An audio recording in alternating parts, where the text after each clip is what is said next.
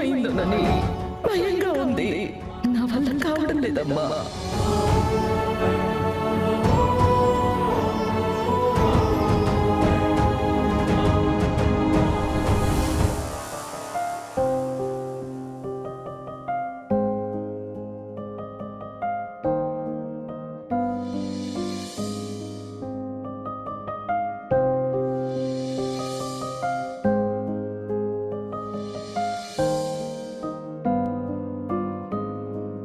మానని గాయం మనసుకు చేసి మౌనంగానే ఉంటే ఎలా?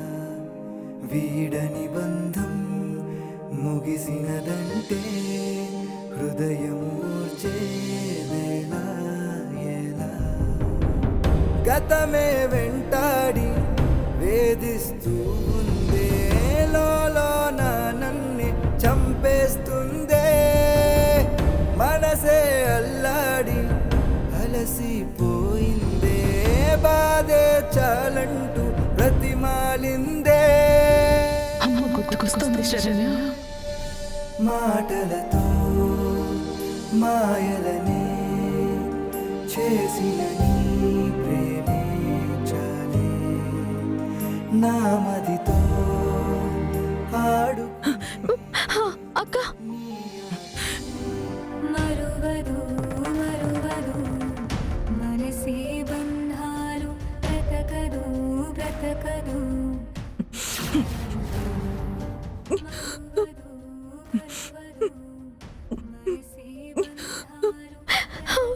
ఏంటక్క ఇది?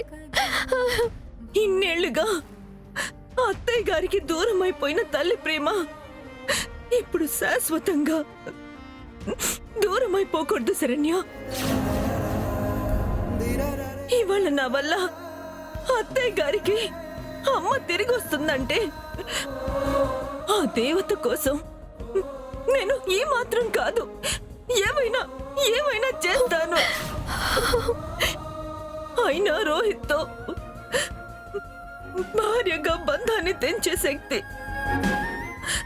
ఈ పేపర్లకుందేమో కానీ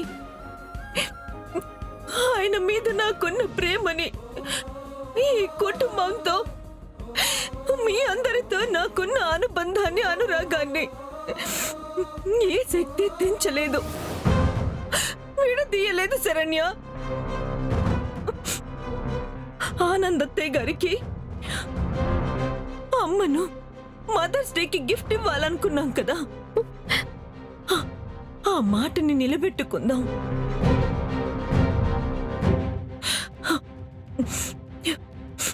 ఇది త్యాగం కాదు, ఆ దేవుడు తల్లి బిడ్డల్ని కలిపే ఒక మంచి అవకాశాన్ని నాకిచ్చాడనుకుంటున్నాను.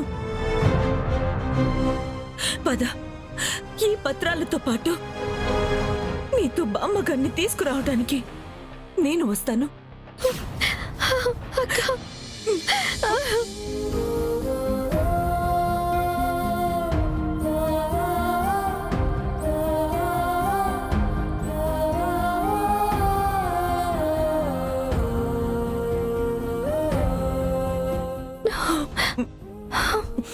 పదక్క.